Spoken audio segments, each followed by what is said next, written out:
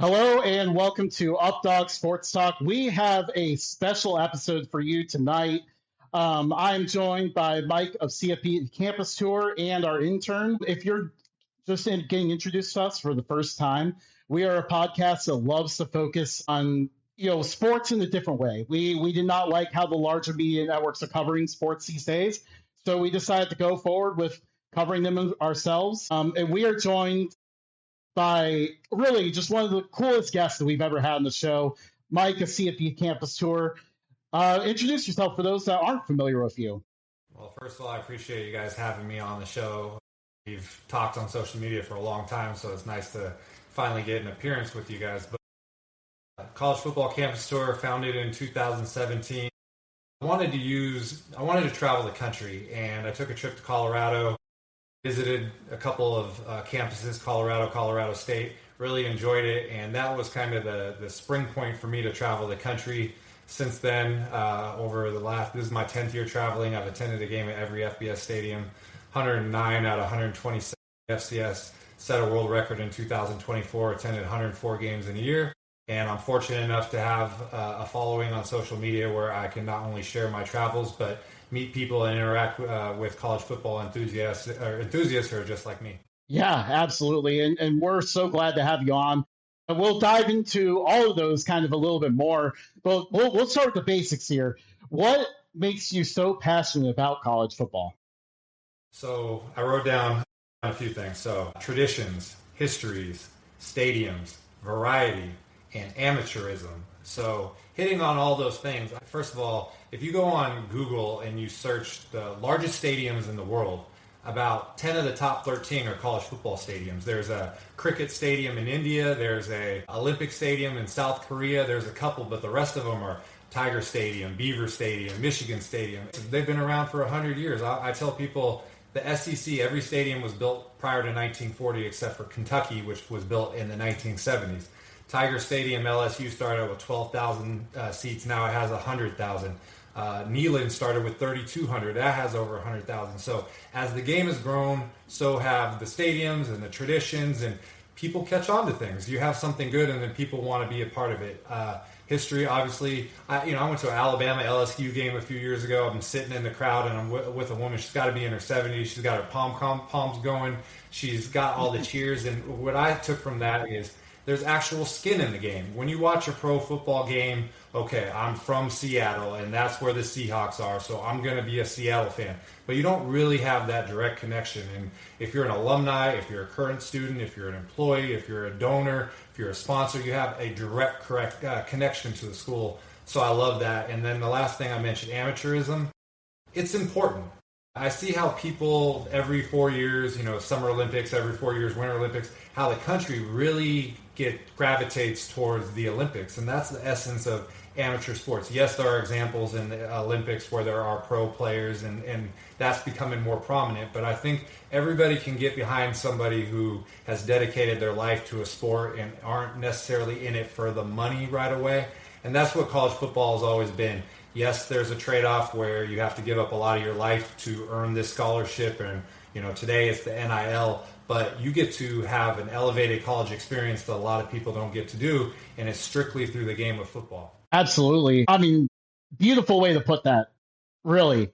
But yeah, so you mentioned kind of a little bit about what inspired you to tour college football stadiums. So you kind of went over how it began a little bit. But what inspired you to do it on the scale that you end up doing? Like traveling to 104 stadiums and setting a world record in 1 year. What inspired you to go to that level? So in 2017, after I took a 3-week trip, and I just drove to 100 college campuses, and I did it on my own. And I take statue photos with the bronze statue at each school, and then I made a game where I was going to take them all, and I got that. But when I was done, I decided that I was going to travel for college football. But I just did it on my own, and I went to a game at San Diego State in 2017, about halfway through my first season. I met a woman who was an employee of Disney, and she asked me what I was doing there by myself, and I explained it, and she said, "You should get on social media. You should get on Twitter. You should start posting your photos and adventures." And so I get home, and the next game I'm going to is Air Force at Nevada. I live in California, so it was much easier to travel those.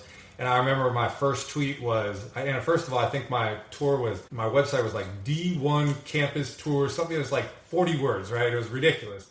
And so it took a while to condense it. But my first tweet was, I tweeted at Nevada football program and Air Force program, and I said, I'm coming to the game on Thursday. I think it was a Thursday night game. And I got no response. And I'm like, what is this? Man, I told them I'm coming, and they're not responding. And so, slowly over the course of a couple of years, it went from, I think it went to like 14 games my first year, then 30 games the second year. It was 50 games the next year. And then in the COVID year, that's really when things kind of took off, because two things happened. Number one is there was only limited games going on, so I could be at places that maybe everybody wasn't wanting. You could showcase that. But the other thing was the FCS season didn't play in the fall. They played in the spring of 2021. So I got to go in that calendar year. I went to 81 games. I went to 29 in the spring. I went to 53, 52 in the fall. And that not only showed me that I could do high volume stuff, but I could also capture an audience and do all that. But also it grew my appreciation for FCS football, because you can have the discussion about the direction of Power 4 and the money and everything changing. FCS is somewhat insulated in that, but I was just like anybody else that was a college football fan. I want to go to the Big House. I want to go to the Shoe. I want to go to the Swamp. And then all of a sudden, the only football that's available is the UNI Dome.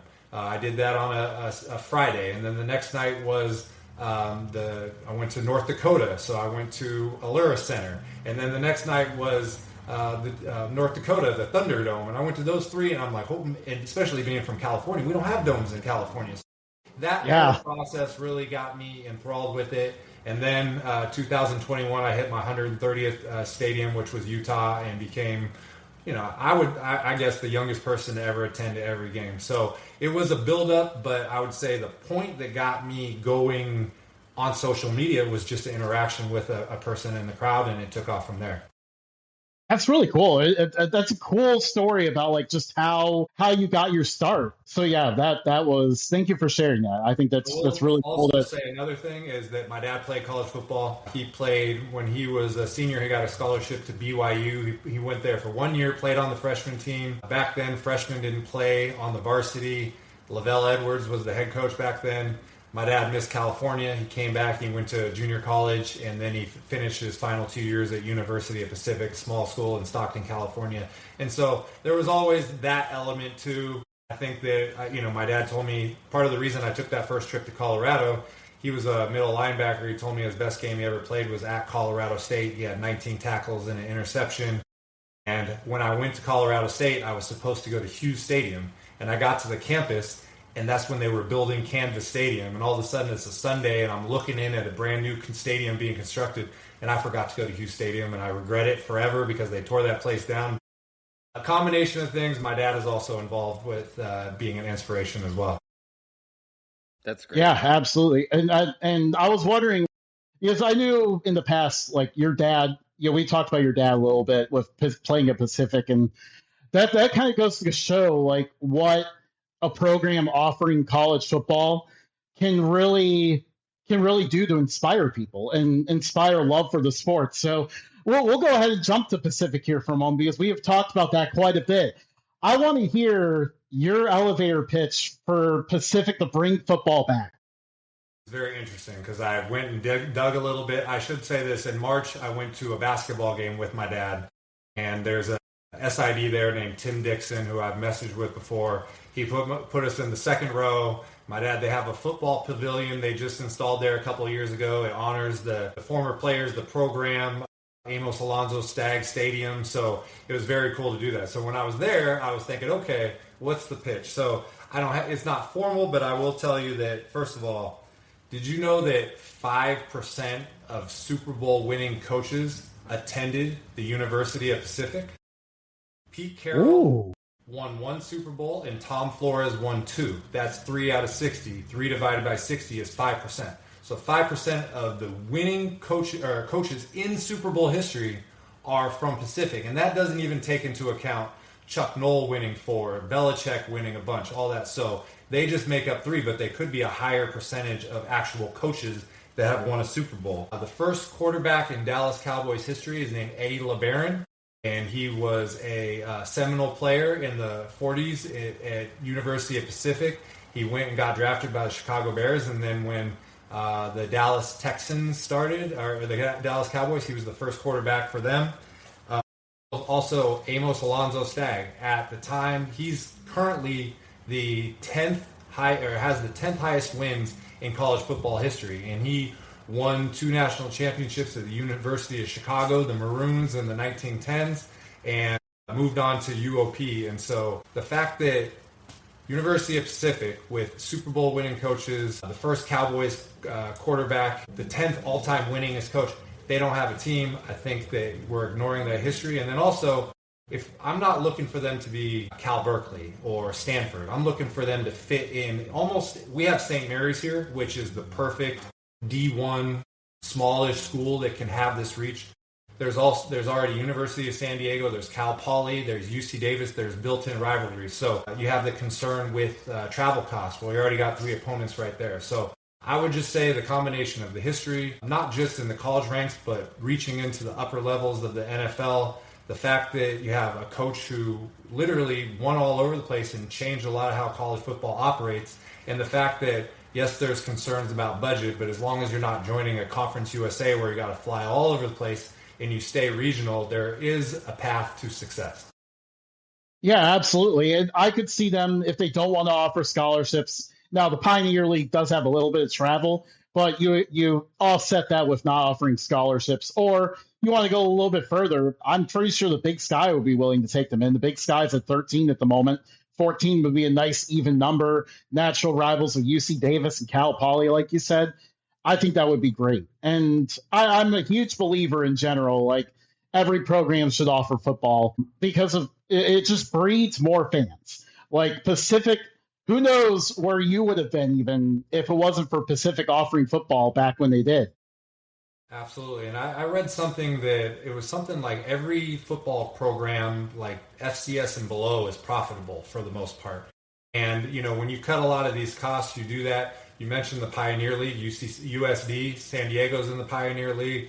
I went to an opening game last year at St. Thomas, and the year before they played at Lindenwood and got absolutely throttled. They played them back at home the next year in the opener. They beat them. So it doesn't have to be small-time football. And the other thing, St. Mary's still has their football field. It's still there. You can literally turn that switch and activate it. And us being in California, I mean, that's another reason I started gravitate towards, college football, is because in California, we had so many teams disbanding their program. Long Beach State and Cal State Fullerton and St. Mary's and UOP. It's like, man, I got to glom on to people who don't have this sort of thing. But I agree with you. I think it could happen. And again, we're not trying to manifest something from scratch. We're literally trying to restart. The Seattle Supersonics are rumored to get a expansion franchise in 2029.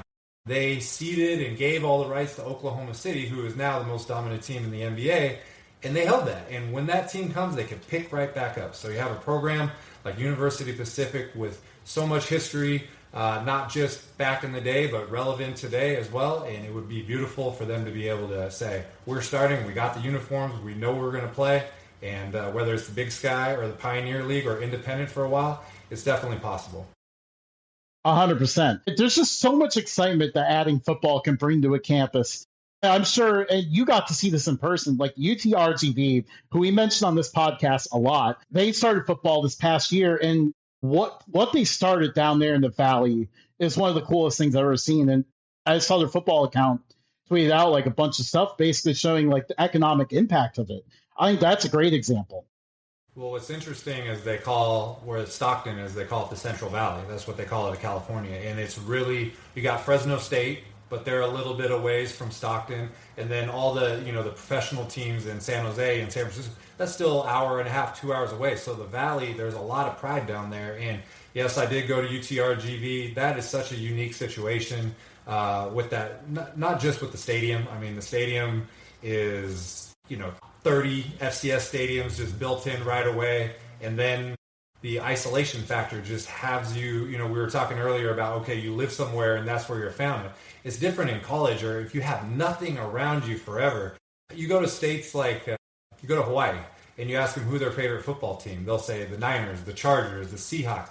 But if they were somehow to have a professional team in Hawaii, everybody would be a Hawaii fan. You look at the Utah Mammoth in hockey, all of a sudden maybe they were fans of the Golden Knights or the Kraken or the Kings, and they put the Mammoth there. They're all Mammoth fans. So UTRGV, in a college sense, really captured that. Their baseball has great attendance, and again, they have such a jump start with that stadium. Is it perfect? No, there's a part of it that still they like scrapped construction when they were trying to do something just besides the side bleachers. They were going to start doing one of the end zones, but no track, a lot of suites, a lot of seats. The end zone student section is always filled, so they're going to be dangerous. And like you said, not only from a competitive standpoint, but in an economic standpoint as well.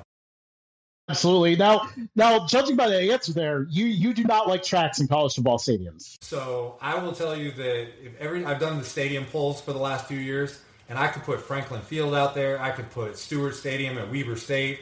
I can explain the history. I can talk about the Penn relays, and people go, I don't like that. So, preference-wise, I think we got Eastern Michigan filled their track. We still have Buffalo with the track. Hawaii has a partial track, but that's a temporary stadium. Nevada has a partial track with their sidelines. But in general, if you're a D1 school, you should not have a track. I will say that, and part of it is because of the viewing experience. You want to be able to closer to the field. You want to have it being an intimidating atmosphere. You want people that are paying for premium seats to actually have a premium seat.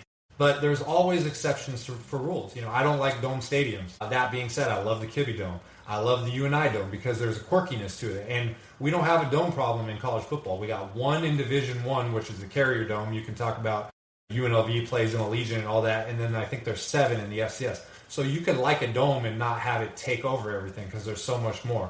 But in general, you should do something with your track, whether it's fill it in, whether it's dig down the stadium. I went to a game at Buffalo last year, and I talked to some of the people of the athletic department, and they said it would take $50 million to get rid of the track. And I was like, okay, when are you writing the check? Because it has to happen, right? Yeah. Obviously, it's a big ask. But that stadium was built in, I think, 1991 or 1993. It was built. They had this World Games, which was a track event, and then Buffalo went there, and they just had the sideline. And then at some point, they added those bleacher seats, which are so far out there. But to the long-winded answer of your question, yes, I would very much prefer that a stadium does not have a track because I think you can equate it to the seriousness of the football program. Yeah, absolutely. And that one, because I went to Buffalo last year too, actually. The track around it, like those bleachers, you're talking about the ones in that end zone, right? Because those things were very far away. And not a lot of people use them either. No, and again, like I'm never going to punch down on people when it comes to finances and stuff, but Buffalo is a huge city, and you see the success of the Buffalo Bills, and they've played and endured in out weather. They did an old stadium for a long time, and now they're getting a new stadium. It doesn't equate. It's not on the same level. But Buffalo, New York is a big city, and if you could capture some kind of football success out there, maybe it could be poured into the stadium. They did build a big performance center, but they built it way beyond. You saw it, I'm sure, in one of the end zones behind the small scoreboard. They built it way beyond the field. And so if you want to close the gap, you got to be able to do that. But I think that you gotta start over and you gotta knock down those bleachers. There's not, there are little sweet areas, but there's nothing like, if you're looking at Kansas State, that huge press box or anything like that. It could be done. It just is going to take a lot of money.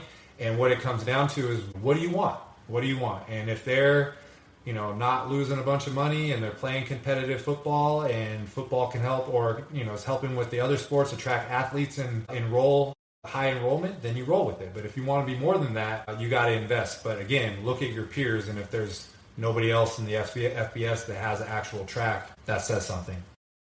Yeah, and I think it's an area, there's a potential there. Like, Buffalo usually gets behind all their teams. I mean, right now, like the Sabres are on TV. They're up 3-1 on Montreal. Like, the fans are getting behind that.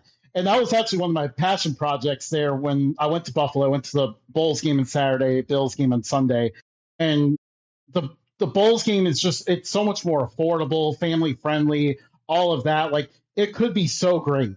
But I think, like you said, it's probably going to require the investment for the city to take them seriously. Well, it's very interesting because I brought up Eastern Michigan a couple minutes ago. They got $1 million donation from Max Crosby, and that's how they got the new turf, and they covered the track. And if you think about Buffalo football, I think most of us are thinking of Khalil Mack, and I'm not, pocket watching or anything, but that's, somebody in his position. Max Crosby did it for their alumni, Max School, who may have similar financial issues. And so that's the kind of thing where, one thing that I noticed is there's some schools that do a really good job with their history. You go to Oklahoma, they got statues of every Heisman Trophy winner. But then you go other places like Purdue, they got Rod Woodson, they got Bob Greasy, they got all these famous people. But Louisiana Tech, they just built statues for Willie Roaf, Fred Dean, and Terry Bradshaw. Like, there's some people that are leaning into that history, not because just they want to display it, because they also want to have ties to these people who have power and have money and influence. And so a guy like Khalil Mack, he's not the only person to come there, but again, he's the most notable person. So try to find some way to build a relationship, and maybe they are, but all I'm saying from an outside perspective, Max Crosby did it for Eastern Michigan. They named the field after him. He can come back anytime he wants, and he's celebrated at Eastern Michigan. A guy like Khalil Mack has the same clout, and maybe he could do it. Got to help the next in line. Absolutely. And it takes a lot to be in FBS football. The thing, too, is, if the college football playoff changes and we got auto bids, anybody could win the MAC. And if you make an investment in, we're going to talk about, MAC stadiums, hopefully. When you make an investment, you can draw better players, and all of a sudden you can elevate. And there's MAC teams who, I remember Western Michigan and PJ Fleck. We've seen examples of going undefeated and getting to the Cotton Bowl. So there's a reward. Again, the question is, how serious are you? What are you in for it? Or what are you in it for? We were having a similar discussion with, I'm big into the MLS, and, NYCFC, they play at Yankee Stadium. And I'm like, what an embarrassing display, dude.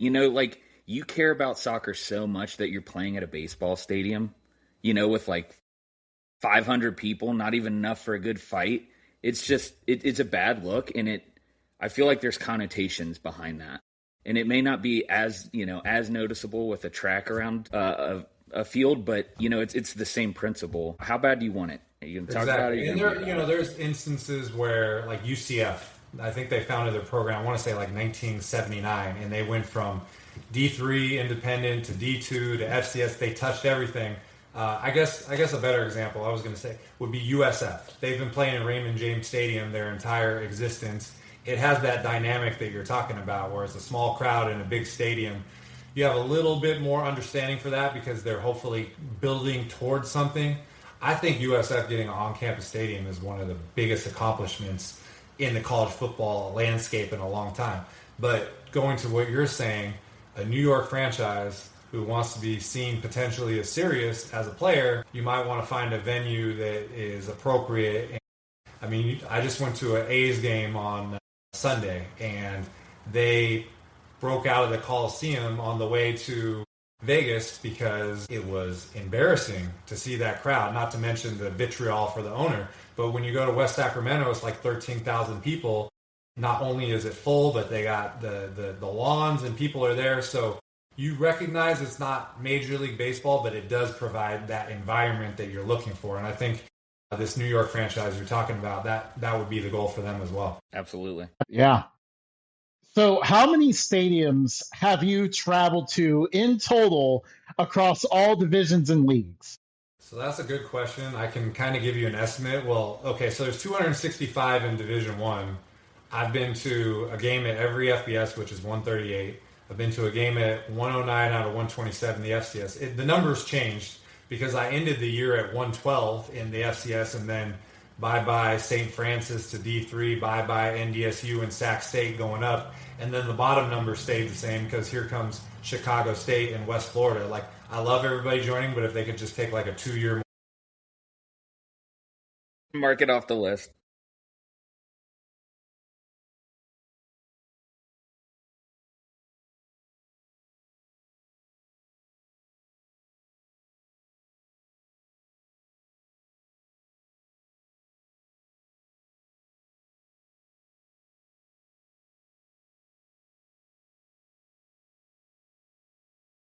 trips planned and I was going to go, and then it's like polar vortex and all this stuff. So that's the only one that's left. I'm down to 18 schools. I looked at, I think like week 4 or week 2 or week 4, they might be the only new FCS schools. So we're going to knock that one out quickly. Besides D1, I only could put an estimate on it just because I would have to like manually go through my phone. But I've been to several D2 games, some of the big ones, Colorado Mines, South Dakota Mines. I went to Grand Valley State last year for games. I've been to Johns Hopkins in Division III, which they call it's home field. I can't remember, but they call it the Yankee Stadium of Lacrosse. I've been there for a game.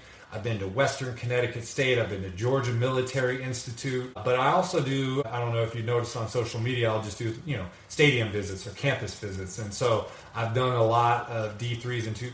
My guess would be somewhere between 100 and 150 additional non-D1 stadiums. So 265 plus 150, I'm going to say somewhere around 400. Wow. Amazing. Absolutely amazing. And I wish it was like that, financial aspect there that, every once in a while rears its ugly head. You're living Justin's dream. I don't know if you know this, but he wishes so bad that he was you. Well, every time somebody says that, I pull out the what is it? The Dumb and Dumber meme where he says, "Saddle up, partner, let's go." I got the companion pass with Southwest Airlines. As long as you don't mind roughing it, then we're good, So I'm glad you got to Buffalo, and I know that you went to a couple MAC games here in basketball season. So once you get a little bit under your belt and you get that taste, you want to continue to do it. But yeah, I'm very fortunate to be. I didn't think I would be doing it this long. There's got to be a jumping off point at some time, but the only way that I'll know is that I'm home on a college football Saturday, which I haven't been since 2016. I turn on the games and I go, I'm okay being here, and I'm kind of scared of that, so I'm not ready yet. But I do say that the Aloha Stadium opening is going to be my retirement game, so we'll see. That's 2029, so maybe I got 2 more years left in me. Ooh, yeah. I'm very excited for that stadium to come back, by the way. Aloha Stadium is just, I'm sure for you as well, like so many memories growing up seeing Hawaii play there. All the teams that they played, beating teams like Alabama and Michigan State and all of that. Like, it was so cool. And I'm there. I hope that opens the door to getting more games like that again. Like they get the occasional Pac-12 or former Pac-12 school there, but I would love to see more bigger programs take that late season trip to Hawaii again. Well, that stadium falling into disrepair just caused such a huge domino effect. The Pro Bowl's out of there, concerts out of there. Now we don't even look at the Pro Bowl as a legitimate event. University of Hawaii is the most isolated program in the United States, and they're potentially going out without a home stadium for a decade. It's a miracle that they can sustain the program. So I'm with you. Aloha Stadium is one of the big influences and reasons for exactly what you're talking about. Being on the West Coast and back in the WAC days, and you have BYU going against Hawaii and all that. I watched all those games, and you'd see all the paper being flown, confetti flying everywhere. It was just it was this mystery football paradise. And I was fortunate enough, and I made a rule when I started that I was going to go to one Hawaii game every year. I went 2017, 2018, 2019, and then they condemned the stadium in 2020. I have gone to the on-campus many times, but there's just something about that place that the tailgating is incredible. 50,000 people, and what's another thing that's so unique about it. It's not just the University of Hawaii; it's the state of Hawaii. It's the culture of Hawaii. It has such a wide range and reach that people just gravitate towards it. So I was very happy to see them have such a successful season, and Coach Chang stepped into a very difficult situation after I can't even remember his name. What's the Arizona State guy? Todd Graham. I permanently purged that from my mind. But what he did to the program, to see them be successful in a stadium on the way that actually are under construction. So yeah, but that's a big part. Aloha was a huge part of my influence to start this. Yeah, that win over Cal on Christmas Eve, I mean, that thing darn near took a tear in my eye. I mean, that was so cool. So really going back here, do you maybe you don't remember this, but if you can remember, what is the first college football game you ever attended? So I got 2 answers. The first one for the tour was 2017 Week 0 USF at San Jose State. It was, I think, Quentin Flowers was the quarterback. They started out the season ranked number 23. San Jose State's about 35 miles from my house, so I did that. I grew up in San Diego. I'm wearing an Aztecs shirt, coincidentally. The first game I went to was BYU versus San Diego State. I want to say it was like either somewhere between 1992 and 1994, something like that's Jack Murphy Stadium.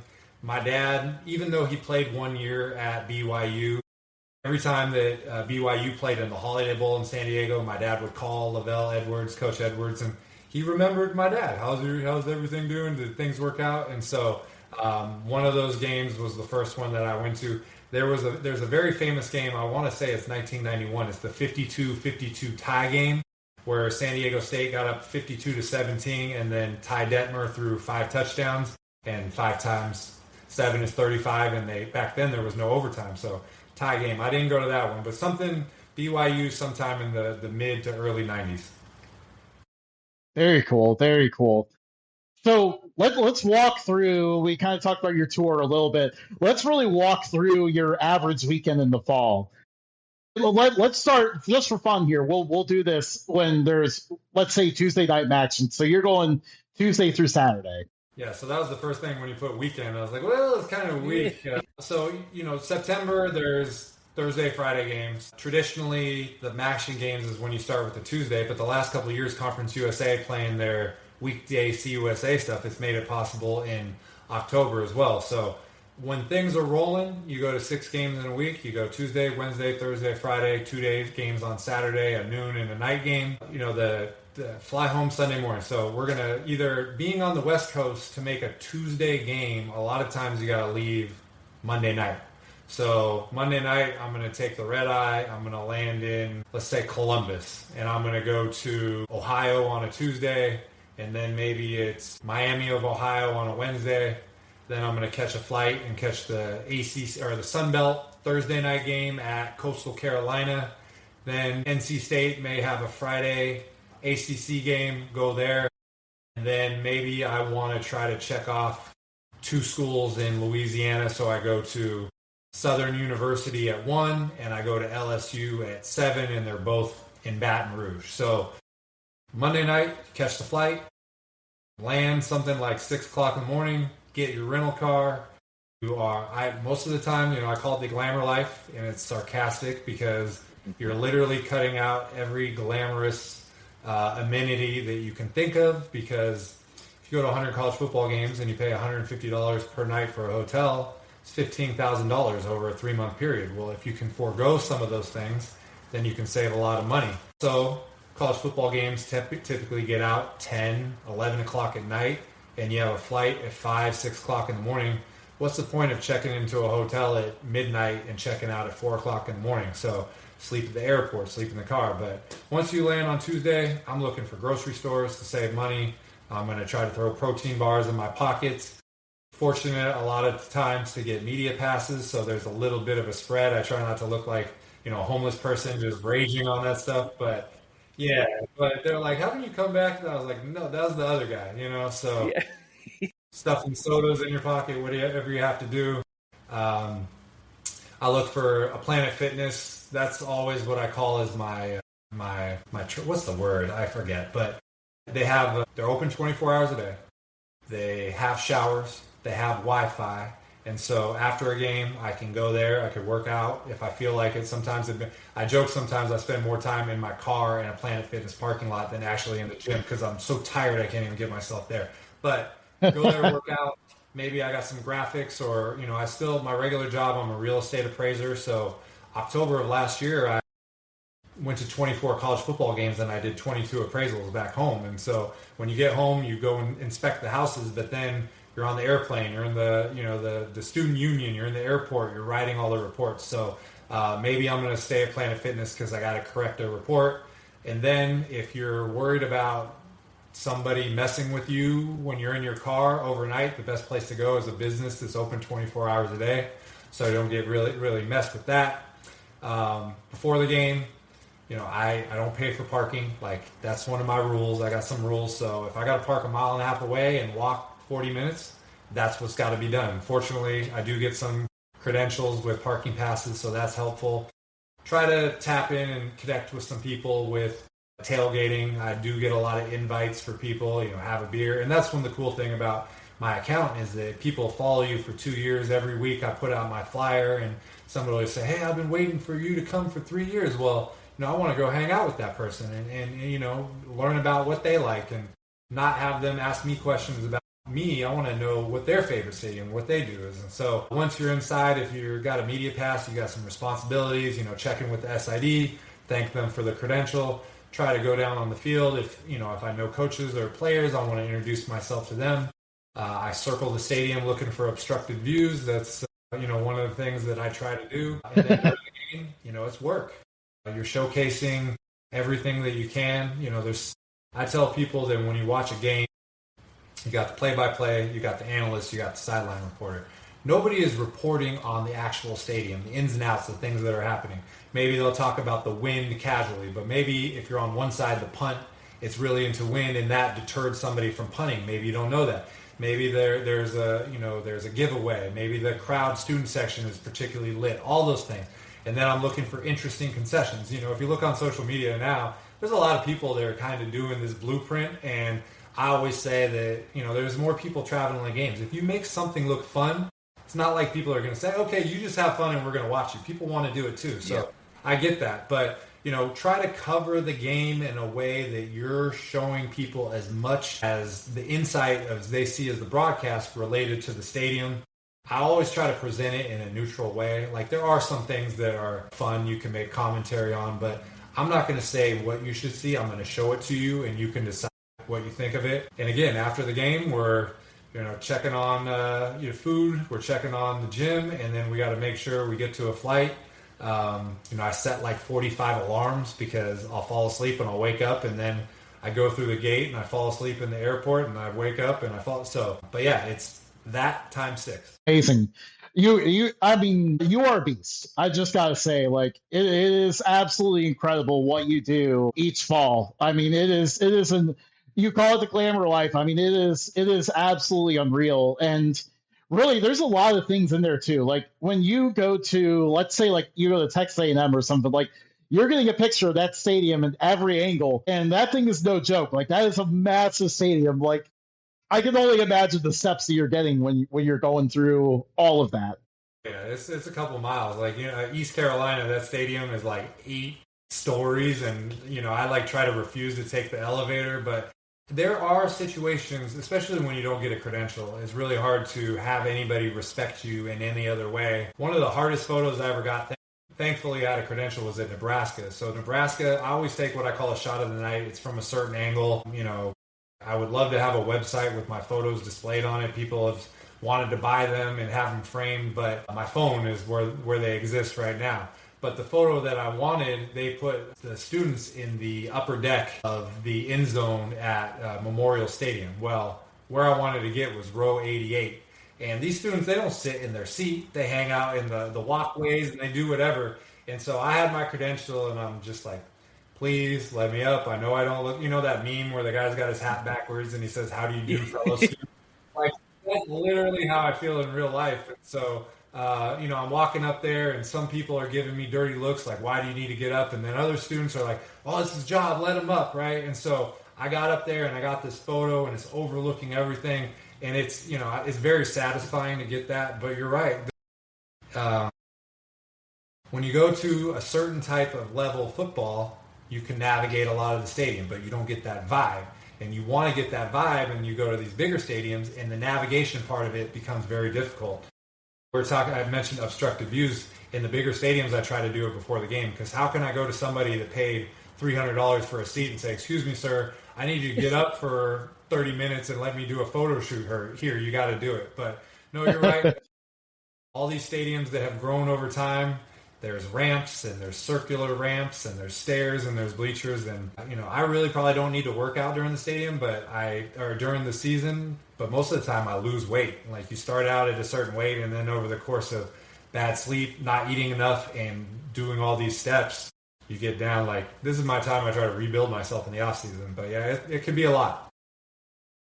Yeah, this is, like John Rothstein in basketball, he's always like, we sleep in Bay. For you, the saying is, I sleep in, well, it's still February, as long as we don't expand the playoff and make it even longer. But yeah, you sleep in February. You got to, there's people. I want to say this carefully. You have to be built for this. Like you just can't step into it, and it takes a lot. And I'm not. Anybody could do it. If you get yourself going, you can do it. But just to see something and go, I could do that. Because I remember when I did 104 games, I mean, I screenshotted. People are like, mark this down. I will get your record. I'm like, come, come. And you're probably tapping out in game 11. But it does take a lot. It's a commitment. And that's why, there's a saturation point because you cannot just do this forever, which is why I'm extremely grateful what I've done. I do have, some more goals to tick off.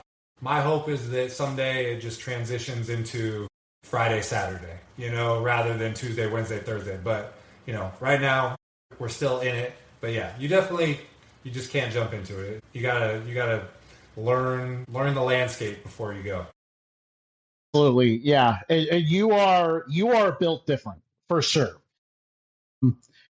Yeah, I had a question, and then it just what else? I had a question and it popped away, so I'm gonna wait until that question comes to mind. Yeah, no for the 104 games, like that was especially an extreme target. And by the way, did you map it out? Like, did you know it was going to be 104 the whole time, or like, did you find out towards the end? Like, I was just trying to get over 100, and then you find out it's about 104. So before the season, I watched first of all, one of my favorite accounts on Twitter, FB Schedules. That's one of my favorite accounts. Yes. It's just putting out everything. He's getting, Freedom of Information Act things. And so I literally live on that site. And so I mapped it out and I saw the national championship game as exactly 100. And I should preface it by saying in 2023, I went to 90 games. And so after I did the 90 games, all the comments, next year 100, next year 100. I didn't think it was possible, but when I started the season, if I went perfect, I would have got 100, and then a couple opportunities came up as the season progressed. And those, very nice. I mean, so the specific ones, there was a Sunday, or there was a game that was supposed to be, it was Presbyterian versus Davidson, and two Pioneer League teams, and it was on a Saturday, and there was a tornado, and instead of it being at Presbyterian on a Saturday, they moved it to Davidson on a Sunday. And that not only got me an extra game, but it also, Davidson had built a new stadium. I'd never been there for a game. That's one I picked up. There was if you see that guy for ESPN, Bill Connolly, he does his ranking of every college football from like 1 to 730. Well, one of the ones that's pretty much always at the bottom is Oberlin College, and that's in Ohio. I'm sure you guys might be aware because it's in your region. They played a Sunday game against Wabash. And I went there. That's when I did 7 games in 1 week. And it was noon, and I had a 5:30 flight out of Cleveland, so I was there. That game, I think they got outscored in the season up to that point. It was like 270 to 10. And it was 42 to nothing with 20 seconds left in the first half.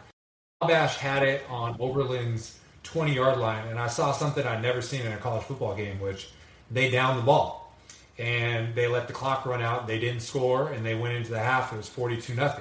Then the two coaches went up to the referees, and when they came out for the third quarter, it said 10 minutes instead of 15 minutes. And so they shortened the game, and I think it ended up being 56-0 or 63. But Jeez. That counts, right? That counts. And then later in the year, I found there was a junior college playoff game on a Sunday at Georgia Military Institute in Milledgeville, Georgia. And I was like, where did this come from? And so, I'm going there, and I ended up that year going to the Junior College National Championship at West Texas A&M. They were hosting, but it was other teams, and Hutchinson, I think, won it. But I picked up that game.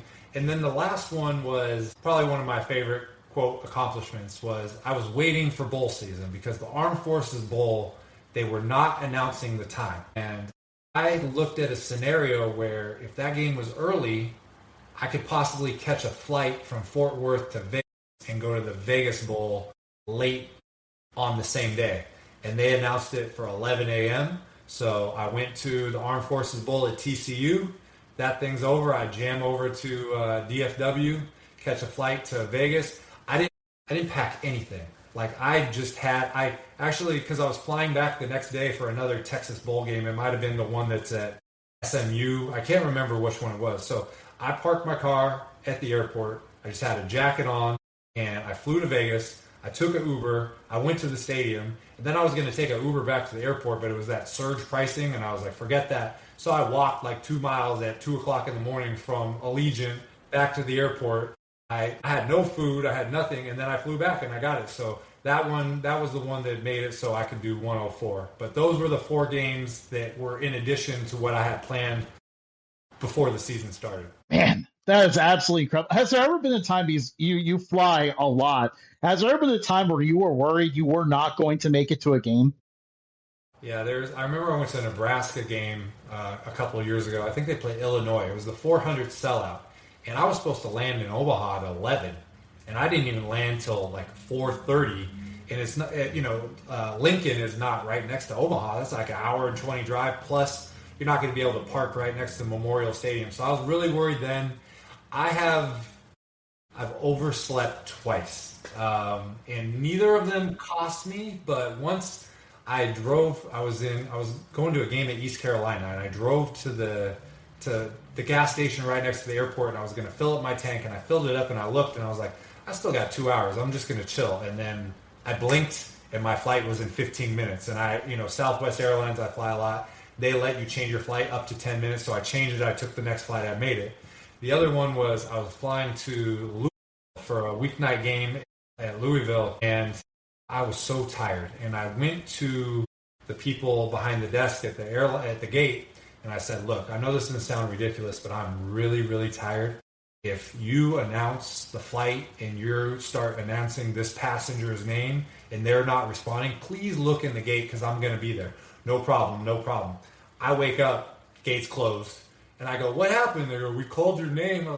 I just told you, right? And so I was supposed to get there at noon. I ended up getting there at 5, and I made it still. But there hasn't, knock on wood, there has not been that situation where, and that was the worry when I was trying to do 100 games. There was no margin for error. Like, you make one mistake, and it couldn't even be a mistake. There was a game, I think it was 2022, where I was going to go to North Dakota State for the semi on a Friday and South Dakota State for a semi on the Saturday. And I flew to Omaha because I didn't want to pay to fly directly into Fargo. It was like $400 difference. And then I'm driving north to Omaha, and the whole thing snowed in, and I didn't make it. When you're in such a situation where every game counts, like, who wants to do 99 games? That sounds terrible, right? Yeah. So all that to fall short, man. No. They keep you up at night.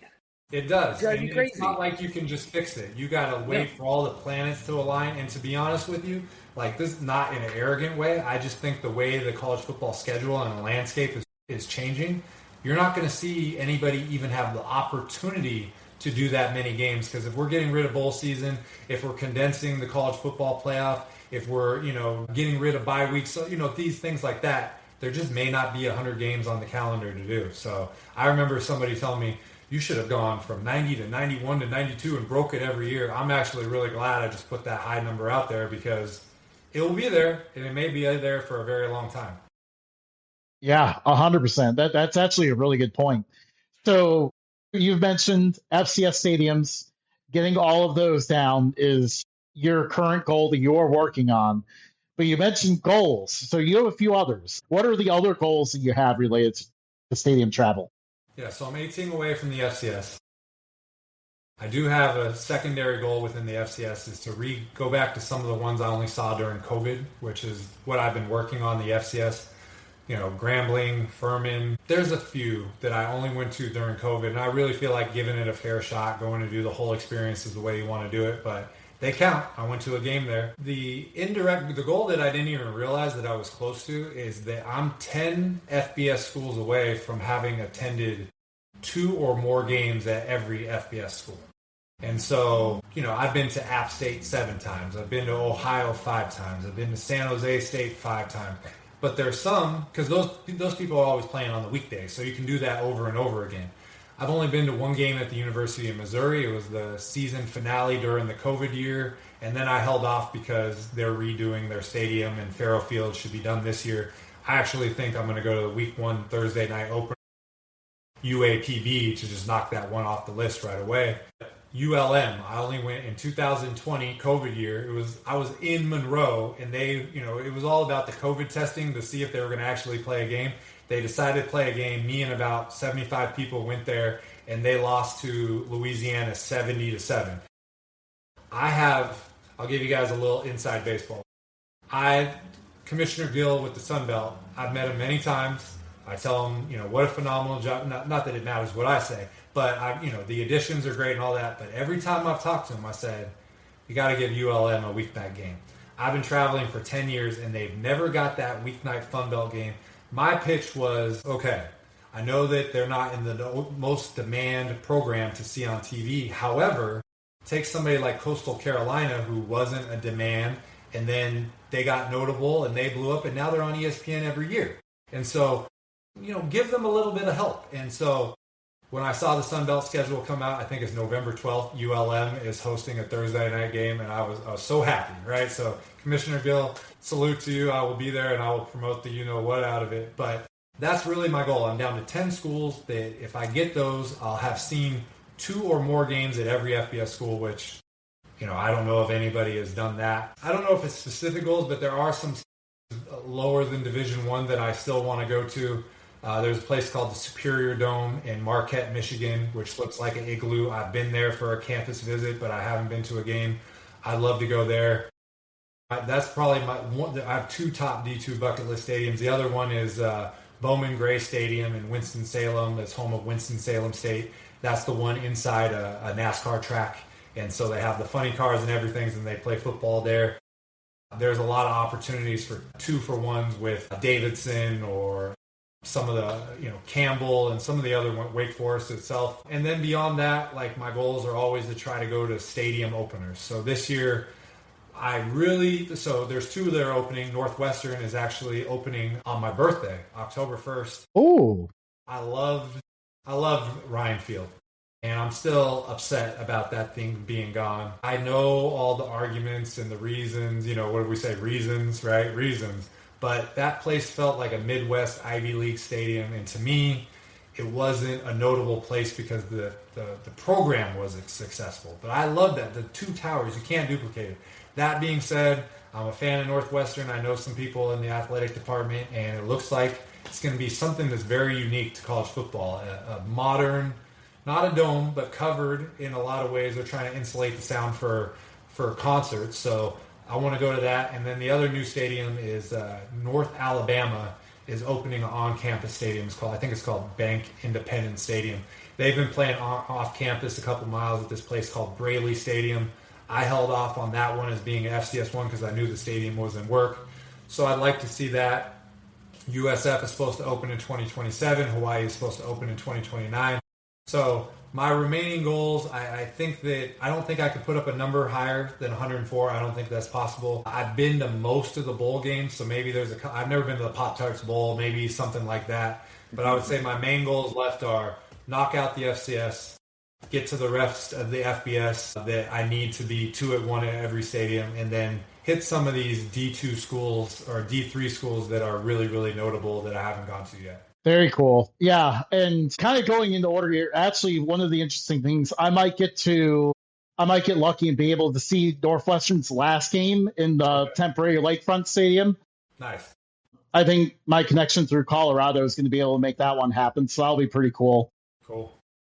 And then also, now how about attending a game in every state? Because you've been to Alaska, you've been to Hawaii. I think you still have Maine to go, I know for sure. But then I think you have to go to it's probably like a D3 school to go to Vermont. Yeah, so those are the only 2 left. So I've seen college football in 47 of 50 states. You mentioned Alaska does not have college football. I went to a high school game there last year. Maine is the one, to me, there's no excuse that I haven't gone up there. But my excuse that I'm going to say is that I've tried to do 2-for-1s every Saturday, and it's very difficult to do a Maine 2-for-1s. I actually have been talking to one of the top guys in the CAA, and I'm like, give them a weeknight game. They told me every other year they play a Friday opener. last year I went to, it wasn't Fordham. It was somebody up Colgate. I went to Colgate on the Friday opener and knocked that out. But yeah, and so Maine, Alaska, but I've seen football. So only 2 states left are for non-football is Maine and Alaska. I'm going to get Maine. And then you talked about Vermont. Obviously, the Catamounts discontinued their program a long time ago. But I think it's like VSU Castleton. Last year, I went to a Friday night game at Salisbury University, who is in Maryland, and they are a D3 school. And I've gone to so many, I don't know how to phrase it. I don't want to sound like spoiled or anything. But you can only go to these places so many times when you have a new option available to you. So I either could have gone to like a Maryland Friday night game, and I've been to SecQ Stadium like 4 or 5 times, or I could go to Salisbury and check that out. They played Castleton, which is a Vermont team, and so when I talk to people, hey, come up for a game. So that would be it. So yeah, that's another goal. I'm 2 states away, have seen amateur football in all 50 states. Very cool. I guess so you mentioned I would love to do the Canadian Football League. I would love to do that. I don't like the direction that the league is going. Getting rid of the 55-yard line, getting rid of the Rouge. 8 out of 9 teams make the playoffs. It's like, what are we doing? I don't understand that. That being said, we talked earlier in this conversation about kind of compartmentalizing when it comes to your fandom. I really want to go to the Grey Cup. It's on a Sunday. It's in mid-November. Go out and do that. But I would love some kind of summer tour to hit. You could go to Toronto Blue Jays baseball game. You can go to Argonauts game. You can go to the Hamilton. You could go to there's Montreal. There's several of them. So that would be one I would love to do as well. Yeah, and usually during this time of year, like late in hockey playoff season, you could probably even catch a hockey playoff game there too. Exactly. So you mentioned you kind of talked about the Alaska trip a little bit. Let's really dive into that, because I mean this is one of the coolest trips I've ever seen. I mean, everyone has fantasized about this stadium, the northernmost field in the world, I believe is what it says, and you actually managed to get there. Tell us about that adventure. So you mentioned it being a top bucket list stadium, and somebody that. If you look at my Twitter bio, it has my stats and my accomplishments. And there's a lot of them, but you put out #1 bucket list stadium and people would say, have you been to Barrow, Alaska? And I was like, well, no, I haven't been to it. So that was like the one out there that was bothering me, not because I need to accomplish things. It's because I legitimately want to go just like you guys, just like everybody else. And so a couple years ago, there was an opportunity to go before the college season. I didn't have my money right. It wasn't ready to go. And so I was like, I'm going to continue my college stuff, and that will be hopefully there in the future. And so I was following Coach on Barrow, and I started messaging him, trying to get a little bit of insight about what their schedule was. And it took a while, but he told me that they were going to play a season opener, and it was 1 week before week 0. And I looked at it like, this is my opportunity to do it. And, I researched it. I live in East Bay near Oakland, California. So what it took was a train ride across the bay to go to San Francisco to SFO, flew to Seattle, then flew from Seattle to Anchorage. I had like a 15-hour layover in Anchorage, and I just hung out at the airport. I took an Uber. I went to Planet Fitness. I went to the grocery store, and then I took that flight to Barrow. It's a one-day flight. There's one airport hangar. There's just one thing. I stayed at this place called, I wanted to rough it, but there's really not any place to rough it. And also Alaska could be really cold. So there's only 2 hotels. I think it's King Eider and Top of the World. I stayed at the Top of the World. It happened to be when Vladimir Putin was having a summit with President Trump, and like all these hotels were taken and nobody knew if there was going to be flights. And so I paid like $450 a night to go to that place.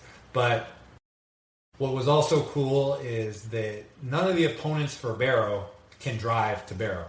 So you got high school teams flying to Barrow and flying out. So the flight that I took from Anchorage, it was with the opponent for Barrow. It was Reddington High School. The referees were on the flight, and so somebody knew of me, and then I talked to the coach, and it was funny. It was very humbling because I'm talking to these players, and they're like, oh, where have you traveled? And I was showing them my phone, and I was like, where's your favorite place that you've been? And they're like, we've never been out of Barrow ever, you know? And so it was really crazy that you have this contrast of these kids who are playing football and, you know, are you know, kind of geographically isolated. And then you have this guy who, you know, is fortunate enough to go to all these places and you meet in person. So it really, it magnified my appreciation for the trip. But, you know, I flew in there, checked in the hotel. It wasn't when it was light 24 hours a day, but I want to say it was light about 21 hours of the day. And so talk about being able to maximize your time there. You know, I just walked everywhere. They don't have asphalt roads because it gets too cold and they'll just break apart. So everything is dirt roads. There's a lot of four-wheelers that are being used. I learned a lot about how expensive everything is up there. A lot of the workers, they work for oil companies, so they have contracts, so they can afford everything. But you go to the grocery store, you know, boxes of cereal are $14. You know, 24 packs of toilet paper are $35. Like I was, you know, I'm trying to be as on it, as much financially responsible as possible, but you could barely get out of the grocery store just buying like the day's food for under $50. So, but that's something you don't know until you go there. I guess there's YouTube videos about it, but I didn't really do that. I bought a drone for the first time in my life and I wanted to fly it above. And first of all, my hands are freezing when I'm trying to operate this drone. When I'm flying it up, it's going up like 160 feet and it's giving all me like these tap out warning things. And all of a sudden it like goes boop, you pass training mode or something. So then this thing flies up in the air and I didn't go really high, but I took some decent drone photos of that place, put them on social media. There's no internet service once you leave the hotel. So I went and shot a video and shot some drone shots. And then when I come back to the hotel, I leaked that stuff out on social media. And then the next day was the game. And I walked 3 miles to the stadium. The game started at 7 o'clock. It's bright outside. Game goes till 10 o'clock. It's still bright. I remember being out on the beach area, and because the stadium is in between the Arctic Ocean and a lake. It's just this little peninsula. You guys have seen it, but people that don't know, that's what it's like. And so I remember going back to my hotel room. It's 1:30 in the morning. I actually had to close the blinds because the sun was coming in that much. But went out there, you know, went to the stadium. I saw that coach that I had been corresponding with. And it's actually a similar setup to South Dakota Mines where they park the cars right around the field. They honk the horns. They do that. And it was just an incredible experience. They're playing the national anthem. The flag is waving really hard. You got the wind coming off the water. And I went there in mid-August. Like I watched things a couple weeks later and it was snow and dark and everything. So I was fortunate to do that. The winning team jumped in the lake. They did that whole thing. And I had made a deal with the other high school, Reddington. I said I would do it, but I didn't have that deal with Barrow, so it didn't end up working. But overall, just what the field, if you know the story of the field, there was a documentary done, I think it was like 2016, 2015, about Barrow High School. And they were playing on gravel because I talked about it. And then Kathy Parker is a woman in, I want to say, Pennsylvania that saw this documentary. She's the one who did a fundraiser. They raised $1 million, and that's how they got the turf for that field out there. When you go there in person, there's a lot of divots in that field. The weight of the players, the amount of quote unquote damage you could do. There was a part of the carpet that was like peeled over and they took it and they placed it. So it looks much better in person, but 10 years of that intense cold, it's going to do, it's going to have repercussions. But there's nothing better. I mean, both experiences, going there by myself at 7 o'clock in the morning and doing a tour and walking around and taking it all in that way, and then going there and experiencing, these kids, there's probably like 25 kids on the roster. They're playing both ways, offensive line, defensive line. Some guys are playing running backs. There's guys who've been drafted out of there. So it just amplified the spirit of college football, which is for the love of the game. But to see it on a smaller scale with way less resources in a very isolated, difficult place, 360 miles above the Arctic Circle, as you said, the northernmost football field in the world. It was surreal, and unfortunately, I got to put it on social media. And my prediction is that you're going to see a lot more influencers make that trip over the next couple of years because it's possible. And I didn't do it to make it so, hey, you can do it too. But I think that was just a side effect of actually doing it is I think that people realize that if you plan it right, you can do it too. Absolutely. It's one of those things where people just kind of naturally follow after they naturally follow the leader a little bit. Like you charted out a lot of coordinates for how to get it done, and I'm sure a lot of people are going to try it themselves. Absolutely amazing, though. Like it was really cool getting to learn more about it because obviously I hadn't seen like the YouTube videos either or anything. I had just seen the field, knew a high school played there and stuff, and I didn't know a lot about it until your adventure, and it was really cool to see it. And I did not realize they did the where the cars parked there and honk the horns and everything. I think that was a really cool element of it too. I've always wondered though, and this is a silly question, but because it's by the ocean and then by the lake, like the water looks like it's right there. Has there ever been a threat where the ball is going to go into the water? They have to go fish it back out? Well, it is very close. The day that I was there, I want to say, I don't want to overestimate, but it was very windy. But you go 3 or 4 weeks later, it is going to be really windy. One thing that I did, so to answer your question, I think it is possible. I do think it is possible. They were avoiding extra points even there because of the wind. And the pictures that I took, the goalposts look really simple. I don't know the best word. Elementary, rudimentary, whatever word you want to use. And if you think about it, if you try to plant legit goalposts in the ground, and they're going to succumb to the elements. And so the wind was a very big factor in that game. The team that won, Barrow won. They ran the ball most of the time. I didn't see that many punts, and then people going for 2-point conversions. Yes, the wind was a factor, and yes, I believe it wouldn't be in the ocean because the ocean there's probably a good 400, 500 feet from the ocean. But the other side, there's just a chain link fence because there's only bleachers on the home side. Part of the reason they're doing those cars is because there's no enclosed bleachers. You can at least run the engine and have the heater going there. But on the visitor side, there's literally just room for the visiting team to stand. There's a fence and maybe 8 to 10 feet before you got the lake. Damn. Wow. Yep. So they're on dangerous edge the whole time. I guess one more silly question here, because when I saw one of the pictures online of it before, you see a polar bear approaching the stadium. Did you ever see a polar bear during this journey? So I didn't, but there were signs in the hotel that talked about polar bear etiquette. So I looked at that. There was also, they call them the whalers, and there was a picture in the hotel, and it was a giant whale carcass, and it was 60 townspeople dragging it up, and that could feed hundreds of people for a long period of time. Yeah, there were signs about, I guess, the season-wise, because it was warmer, there weren't as many, there wasn't going to be, or there were very low probability, but yeah, there are definitely polar bears. I posted photos myself of polar bears on that field, but it's at a different time of the year than I went. So, we talk about goals. If it were possible to go to a playoff game in Barrow when it's absolutely dark and absolutely cold, it would be, masochistic, but why not? Why not try it? So who knows? In the future, that's possible. That would be absolutely incredible. So we'll pivot back to college football here, and this is going to be a very interesting one because I'm sure a lot of people are going to have a lot of opinions about this. But what are your top 3 favorite college football stadiums and why?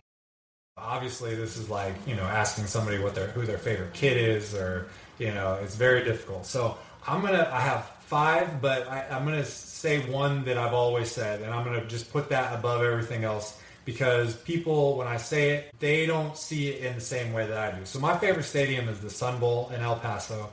I got interviewed on game day before the national championship. They're asking me all these rapid fire questions, and she goes, favorite stadium? I said Sun Bowl in El Paso, and instantly I became the mayor of El Paso, right? I'm on ESPN El Paso. I go down there. I'm getting invited to the Sun Bowl. They're offering me places to stay. It was incredible, the response, but it's legit to me. So the Sun Bowl, the elevation of the Sun Bowl is about 4,000 feet. The interstate runs behind the home side bleachers, which divides the United States and Mexico. When you go to the bleachers at the top of the visitor side, you're looking into the valley. That's a foreign country. You look at the bleachers, part of the stadium, they're carved inside 2 mountains. The Sun Bowl bowl game itself is the second longest running bowl game behind the Rose Bowl. My dad played at University of Pacific. He actually played at El Paso 2 years in a row as an opponent, so it meant something to me. But part of this traveling thing, and I try to explain it to people, there's no replacement for boots on the ground. You're going to see a stadium, you're going to see pictures, and you're going to say, that place looks really nice, or that place looks like a dump. And then you get there, it could completely flip. And so you look at pictures of the Sun Bowl, it's not anything pretty, it's not anything. But when you get there and you're taken in that environment and the depth of the bowl and being inside those carved out mountains and being at elevation and it's serene and it's beautiful, to me, it's my favorite stadium. I would love, we have, I think we all have like secret favorites, and I would love El Paso or UTEP to get good. I would love to see that. Like my dream is, I've seen when they were in Conference USA, they're playing the weeknight games, so I got to go more and more. But to get even a 80% filled Sun Bowl would be like that. You've talked about tear to your eyes. That would bring a tear to my eye. So I can't put it with the other ones because it doesn't offer that environment that comes with having a favorite stadium. But I do want to preface that as my first one. So I do have 5, and I'm sorry I can't stick to 3. But number 1 is Ohio Stadium, the shoe, Ohio State. That place is iconic, not just because of the architecture on the outside, but it really, the Yale Bowl and Harvard Stadium influenced dozens of college football stadiums. And Ohio Stadium is the 2-story version of Harvard Stadium. It's in the shoe, obviously in the horseshoe. It's double-story. I think it's one of, it's the Harvard Stadium is one of the strongest, largest reinforced concrete stadiums. But when you go there, and we're talking about tracks, go search 1970 Ohio Stadium. There's no end zone bleachers. There's a big track. And, Jesse Owens, when he was in college, he went to Ohio State. He ran on that track prior to going to the Berlin Olympics in 1936 and, won gold medals in front of Hitler. There's so much history there. But they made the investment. They got rid of the track. They lowered the field 15, 20 feet. They filled it in. They put those bleachers in the end zone, and that stadium is incredible. It doesn't have like the prestigious looking home side press box, but just when you go there, the environment, that whole end zone is students. And it's funny though, because there's just porta potties there, so just be prepared if you're on that side. This is not exactly the greatest accommodation. There's obstructed views there, there's issues, but I just think the shoe, given its history and given the architectural importance of that stadium, it's one of the best stadiums in college football. Yeah, and it's fun to get that perspective too. Because, that's kind of why that question was a little bit twofold. I like also getting the perspective of you've traveled to every FBS stadium. What do you prioritize in the experience? And I think that's a pretty cool way to do it. Let's continue along down your list here. Yeah, so I will say Tiger Stadium, LSU. I think that's a pretty easy one. Played 10,000, or started with 12,000 seats. Over the course of time, it's grown to 2,000, I think. My dad played there as an opponent there. It was a money game. They got killed by LSU 35-0. My dad talked about missing a tackle, and the whole stadium is shaking. But I love that place. Again, the outside means a lot. Like in certain stadiums, they don't do anything from the outside. When you go to the outside, they got all the plaques. They got all the Heisman Trophy winners, the first team All-Americans, and then just the way that they built that up. It used to just be bleachers on the side. Now it's a shoe. It's got the lower part of the one of the sides, and then the other side is very high. You can look in the distance. There's some of those New Orleans, Louisiana type bridges out there, and just the environment is insane. Like football, they only concentrate on football. And there's that earthquake game, I think, from the 90s where they were down 6-0. They scored a touchdown and won the game 7-6. The crowd noise literally registered as an earthquake there. Tons of history there. I grew up watching the Saturday night game on SEC from the West Coast and just thinking, this can't be true. Like, they cannot love football this much. And when you go to Tiger Stadium, you can see that they do love it that much. And, we talk about Mecca with Wa Grizz in Montana. It kind of gives you that Mecca feel when you go to Tiger Stadium at LSU. Another one, Kyle Field. It's another SEC stadium, but that place, again, look at the transformation of that place. And what I really like about it is how integral the students are and the cadets are in the 12th man. Like the 12th man is a real thing, not just because they're loud.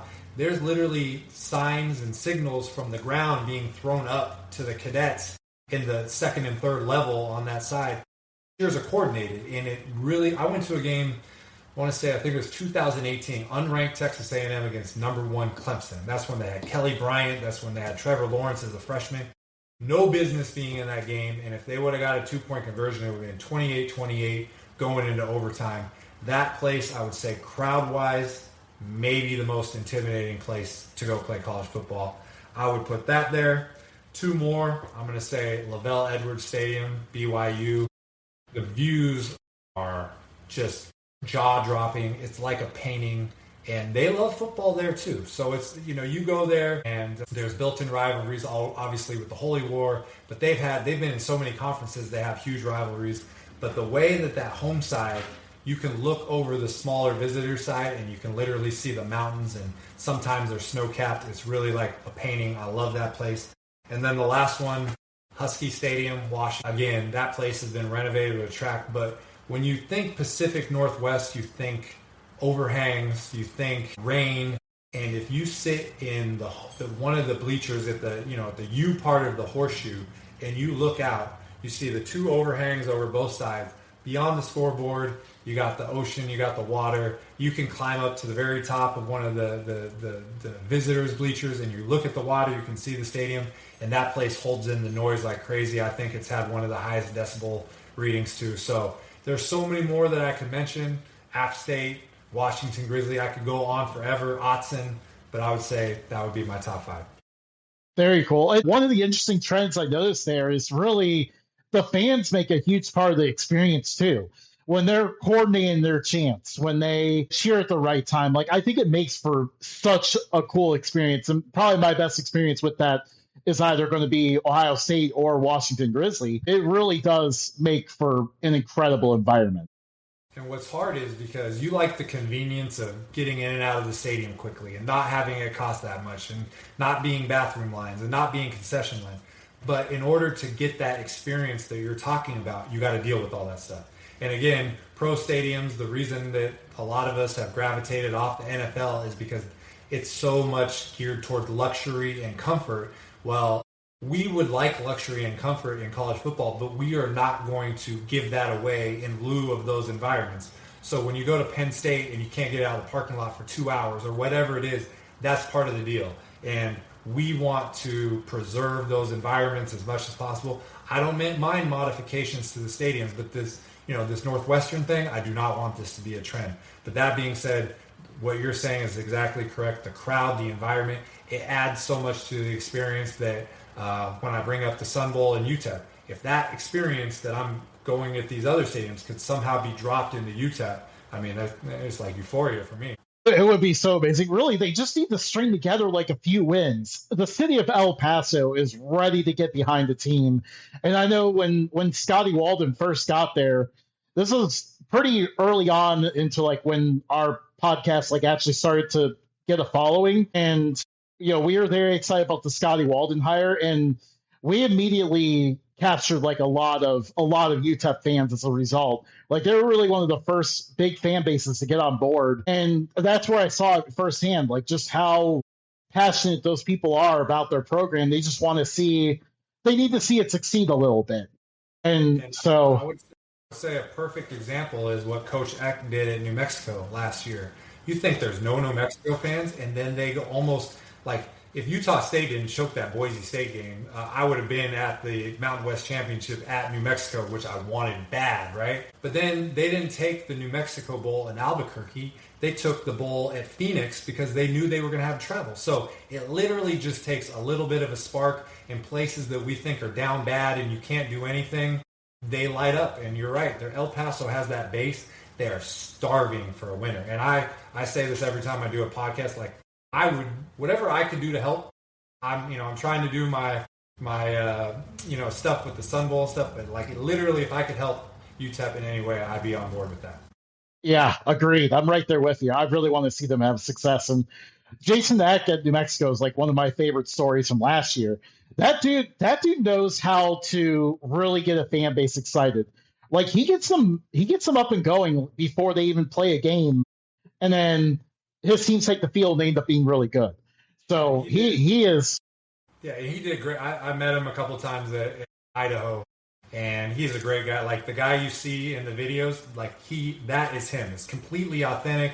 You know, his wife is very much involved. You know, he had his kid come and play really well, so it's like no nepotism there. Like he's a great player, but he came to Idaho, and they just, New Mexico threw the bag at him, right? Like it's hard to dispute that. So, but he's, Wisconsin grad. He's on the path to do whatever he wants. But you're right. There was an Office video that he did where it was like, the show The Office, and he made it. That thing was hilarious. So he has that it factor, and not everybody has it. Agreed. Well, we'll bring us a little bit closer to home here. The MAC is our home base. We are very passionate about the conference. So let's name your top 3 favorite MAC stadiums. So I think 1 and 2 in my mind are pretty clear. It's like 1A and 1B. I think the Glass Bowl in Toledo is a great, great stadium. I talked about, the towers at Northwestern being taken down. Well, you got those towers at the Glass Bowl. And if you go back and you look at what the Glass Bowl looked like, it literally looked like a little U. That's all it was. And now it has that huge, big, prominent press box, sleek, looks really nice. And then there's just those accents, like they offset the tower all around. I love the Glass Bowl. And the other one is Peden. It's one of the oldest stadiums in all of FBS, Ohio. Like that place has been around forever. I've been to the Battle of the Bricks a couple times. Being able to see that. So to me, in my mind, those are the top 2. It comes down to what is number 3. And I couldn't decide. I think it's a lot built on personal preference. I have 2 that I'm going to choose, and I actually think they're kind of similar. So one is Ball State, Schumann. I don't think it's necessarily one that people will rattle off. I like the end zone with the grass hill with those columns. It just gives a really good look. Also, what I like is a lot of stadiums, I want to see stadiums in the end zone, or bleachers in the end zones. I don't necessarily like just a home in the roadside. I like to navigate, and when I take my shot of the night, I need somewhat of an angle. So some of the stadiums in the MAC, they just have a home in the roadside, and I would say, so that's 3A. B would be Kelly Shorts, Central Michigan. Same kind of thing. It's got those bleachers, and what I like too is it's sunken, and the walkway is at the top of the bleachers. And so, you don't have to go through any aisles, or there's no, doorways or anything. It's literally a sunken stadium. You go all the way around, and if it's packed, you can stand above the people and not bother them. Those would be my favorite, but I would say it'd be hard to choose between Ohio and Toledo. I think a sunken stadium is like one of those cool features that you see in college football too. I like those a lot. And obviously, I know near us, we're in Cincinnati. Nippert Stadium is definitely one of the shining examples of that. Very, very cool place there. But we'll go to FCS now. I think we've talked a lot about the Mecca and the Kibbe Dome.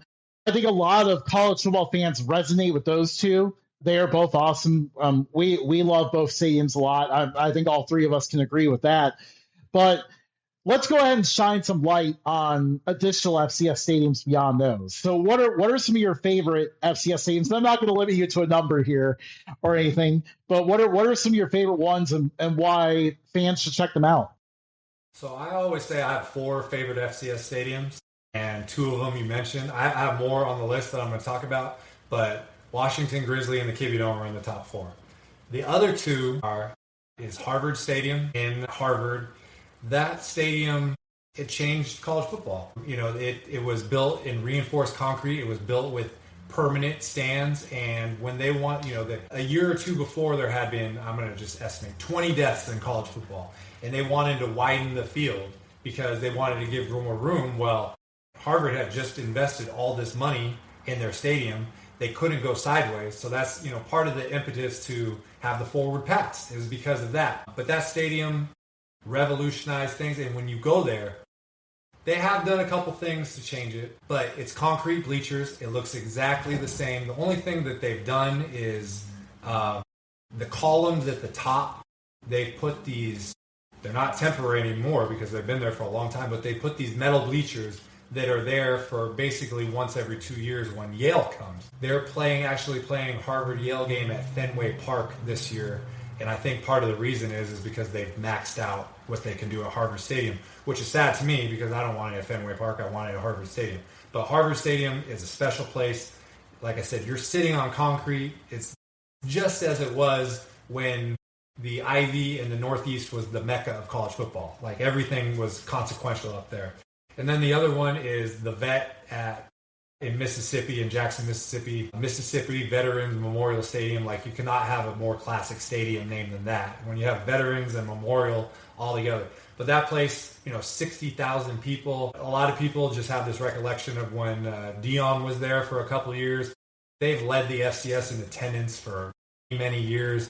And Jackson State is just, there's such an identity there. And it's not just what's happening. I mean, obviously you got Walter Payton, and that stadium is also at times in the 70s and 80s when Ole Miss and Mississippi State and Southern Miss, those stadiums were smaller.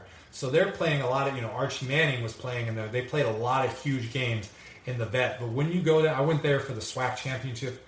I want to say either 2024 or I think it was 2024.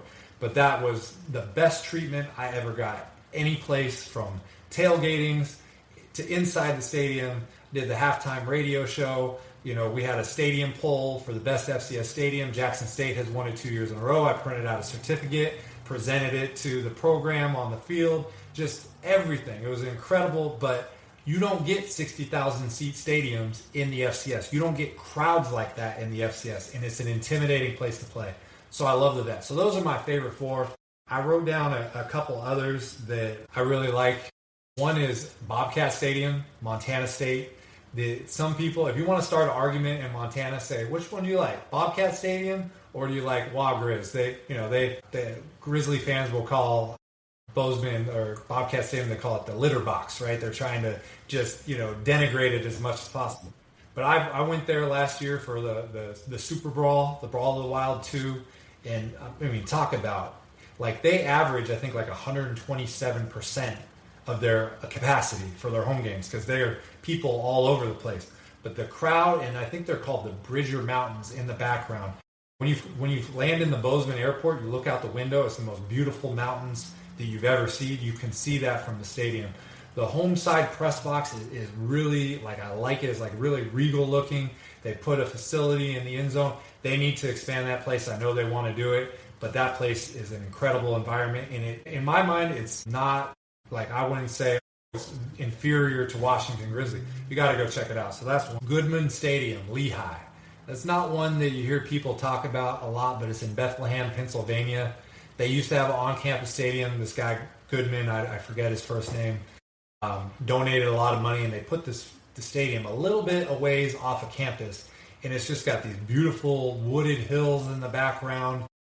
There's times where they cut the grass in really unique ways, but it takes you back to that northeast feel. I don't think there's lights, so they're playing every game at noon.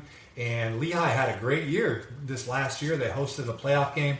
So that place, a long time ago before I was touring, I would just do best stadiums, and I saw that and I always wanted to go there. So Goodman Stadium is a great. What else do I got? So we're going to say one with a track just to keep things. I mean, I love Franklin Field, Penn, built in 1895, the oldest D1 stadium. But Stewart Stadium, Weber State, the Utah has the murderer's row of views. You got Utah State in Logan with incredible views. You go farther down, Salt Lake City, Utah has great views. Obviously, we talked about BYU. You can either go further. Me and you, we talked about online about the 2-for-1 at Utah Tech and Southern Utah. Those are both great. But you Ogden to go to Weber State, that place is incredible. Same thing, home side is up. There's mountains beyond the stadium, but there's also a hill that goes above the roadside. That's a beautiful place. And then the last one I put is the hole at Grambling. Just the mystique there. Eddie Robinson Stadium, it's built like it's literally a hole. And it's dug down there, and when Grambling is good and the crowd is there, there's no place that you want to play in the SWAC that's more difficult than playing in the hole. Other than JSU, I don't want to start a whole debate. They're both very difficult. They're both, because I love JSU fans, but For when Grambling is good and that stadium is full, it's a very intimidating place to play. So those are some that jump out. But I love the domes and the Holt Arena and Walk-Up Sky Dome, but the FCS has so much variety that I love it. Yeah, it's truly amazing, and that's why it's always great to. I think a lot of people overlook their local FCS program sometimes, and you could have an awesome experience just waiting for you right there. And usually it's not too expensive either to bring your family there. I think usually most FCS games are pretty affordable, and yeah, like you said, there's such a variety. And I think in general, like even how you led off the conversation tonight, FCS football is really a lot more of the college football that we remember, and progressively is more of what the college football that we fell in love with is, pretty much. I think it's the sweet spot of college football. I really do. It's the stadiums are cool and notable. The players are good. Like I went to the national championship at Vanderbilt Stadium, and that Montana State Illinois game was incredible, right? And these people are getting drafted. I remember hearing a stat that the Tampa Bay Buccaneers team that won the Super Bowl with Tom Brady a couple of years ago had like 13 FCS players on their roster, so you can still make it. But I love Power 4 football for what it is, because it's the best of the best and the biggest stadiums and everything. I love that. But obviously we got problems with money and disparity and all that. I love G5 football because there are great programs that, Tulane can do good, and James Madison, you can spring up and you can be in the playoff and you can win games. But they just don't have anything very consequential to play for right now with the disparity in finance. They got to figure out if we can get some auto bids and get them in consistently, they're going to have an upset. They're going to break through. And then I always give the example of Billy Napier was at Louisiana, and he won the Sun Belt 2 years in a row, and they dominated. Why did he go to Florida? Because they threw the bag at him. Well, if you knew you had a path to the playoff at Louisiana, maybe it would change your calculus. Maybe not, but maybe. But then you go D2, D3, and below. You still love college football. I still enjoy going there. But sometimes the stadiums aren't as nice. There's not as much money. You don't see that many guys getting drafted. Not that you can't make it to the NFL through that. But the FCS is just like the sweet spot intersection where it's very good, talented players. If you're good, you get, Cam Ward, number 1 pick in the draft a couple of years ago. He was at Incarnate Word. And then boom goes up, boom goes up. You see that stuff all the time. Cooper Kupp, Super Bowl MVP a couple of years ago. Eastern Washington. But it's just that spot. So that's why I gravitate to FCS so much, because I feel like it has everything that I'm looking for. Yeah, I could tell you, too, I've dove into a lot of FCS teams this year. There's a lot of good FCS quarterbacks that came back. It's going to be a really fun year in the subdivision. I agree.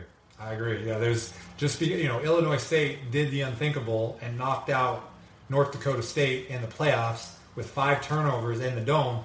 And it really, now the 800-pound gorilla is out of the FCS, but there's so many people who have actual chances at a championship. I hope they realize that and try to do it, because it's not just the Dakota teams and the Montana teams. There's a path for a lot of people, and I think Illinois State showed that last year. Absolutely. Yeah, and it's going to be a fun year. I know Idaho State is usually the team that I root for. Kind of just chose them because I visited Pocatello when I was younger, and that area was just so beautiful, and I've always been a fan of it ever since. I saw them show up in the preseason top 25 today, and I was so excited. I know that's a program that's been really starved for success, and I really hope they see it this year. Yeah, I could talk about FCS all day, but so we'll go to another question here, and this kind of your Jackson State question or answer made this pop in my mind. But besides Jackson State, what are some other programs that gave you such a cool experience when you visited? Like, who really rolled out the red carpet for you? Like, hey, we're very excited to have you here, and what really set them apart of how they treated you? Yeah, so I would say obviously media credentials help. I would say like percentage breakdowns, P4s, I'm probably 30 to 40% successful with credentials. G5, I'm probably 70 to 80% successful. FCS, all but one school, and they will remain nameless right now. So it didn't change my coverage, but it was very interesting because I honestly so FCS Nation Radio, Kevin Marshall, the largest nationwide FCS radio show. I've been on his show many times. We're friends and do that. between me and him, I'm not sure that there's anybody else promoting FCS football on social media more than us. So that's why it was surprising when they told me we don't credential social media people. And so, again, I'm not going to let one thing go, but I remember. But to answer your question, it all depends.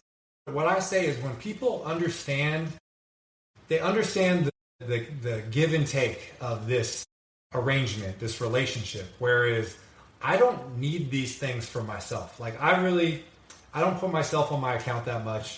I don't do videos that much. Like I don't care. Like people know about me because you see this guy go all over, and I call myself a tour guide on purpose because I'm trying to showcase a place and be your tour guide. When you go and visit a landmark in Niagara Falls or whatever, you want the tour guide to shut up and you want him to be able to explore.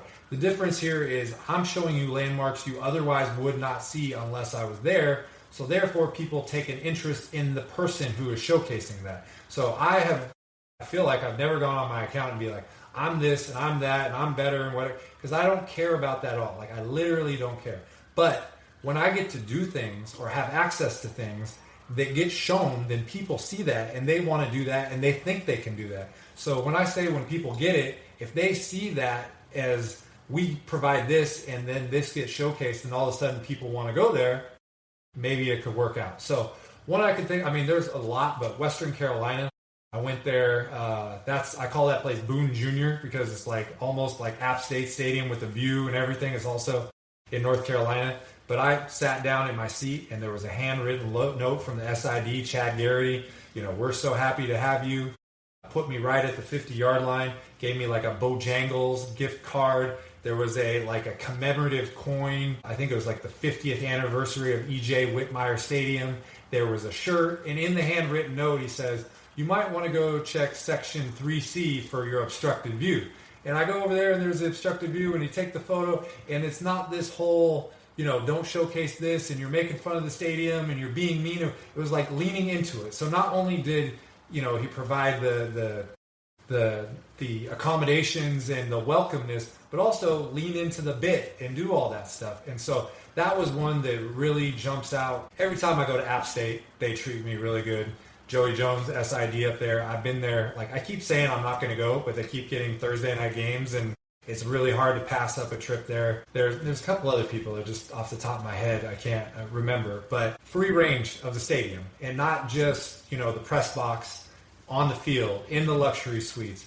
There's a spot where I take my shot of the night photo, and you gotta open this gate, and there's police officers there, and you gotta walk up the hill like 40 feet. They let me take that photo. So, and again, it's not like I like you because you let me do whatever I want. But when I take a ground photo, you guys have seen Kid Brewer Stadium with all the students in the end zone. If you're trying to take that photo from ground level, it's very hard to get a good shot. You go up 50 feet up the hill, and not only do you get a much better shot, but you get the mountains in the background. You can show the view, you can show the premium. So again, it's to showcase those. Those are two that jump off the bat. I'm sure that if I thought of it more, it's more of, again, when I check in with it, the first thing I do when I get a credential is I go find the SID. SID is Sports Information Director for people who don't know that. That's who you apply over email to ask for a credential. You justify the reasoning and why you should get it. The first thing I do is I go thank them. I show them my Twitter account. If there's anything that I can do to team up with the social media people, let me know. I can tag you, vice versa. Is there something going on today? Is it fan appreciation night? Is it we're retiring this player's number? Is it how can I, magnify things? I went to University of West Georgia this year, and they had, it was a huge game, and they won at the end, and I tried to do that as much as I can. So the Jackson State just stood out because they literally assigned somebody to me. Her name was Shelby. She's amazing. She took me to all the spots. There's people that I had connected with over social media before that, but I met the commissioner of the SWAC. I went up, and Rob J is the guy who does the radio show, and the guy's hilarious. They put me on the radio show during halftime. The Ken Clark, he runs the 1400 Club. I got to meet him on the field. They got the J sets and the band and everything, and I got to do everything. So again, those are great because I will never forget being treated like that, but I hope that in turn for that access that I can showcase it in a way that people want to come and try to experience that for themselves. Absolutely. I think that's like the That is literally the perfect attitude to have when it comes to getting credentialed to a game or something like that. It's like, how can I serve you? How can I use, whatever platform we're blessed with to help, promote your school? And I think it is, that's one of the things I've always enjoyed about you and your account is like how much you have done to promote programs from top to bottom. It's truly amazing. I appreciate it. And I will tell you, there's people who don't want me to do obstructed views. And if they say that, I'm not going to say thanks for the credential and I'm going to throw you under the bus.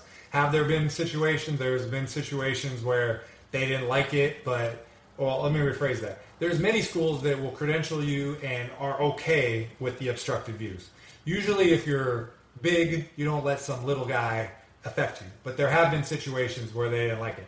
That being said, if I go talk to somebody and they say, I would not like you to do an obstructed view, I will say, okay. Because I'm not gotcha clickbait type stuff. But I want to do it, and I try to explain to them, there's a calendar and there's seats, and these people will go and visit these seats. It's a landmark. It's, all great stadiums have imperfections and quirks, and that's what we like about college football. But as you said, you try to really respect their wishes, comply, and if I can add something to that, I will. But if they have a certain limitations they don't want me to post, I'm not okay, I got to do that. I'm going to get you. That's fine. Today I didn't post an obstructed view.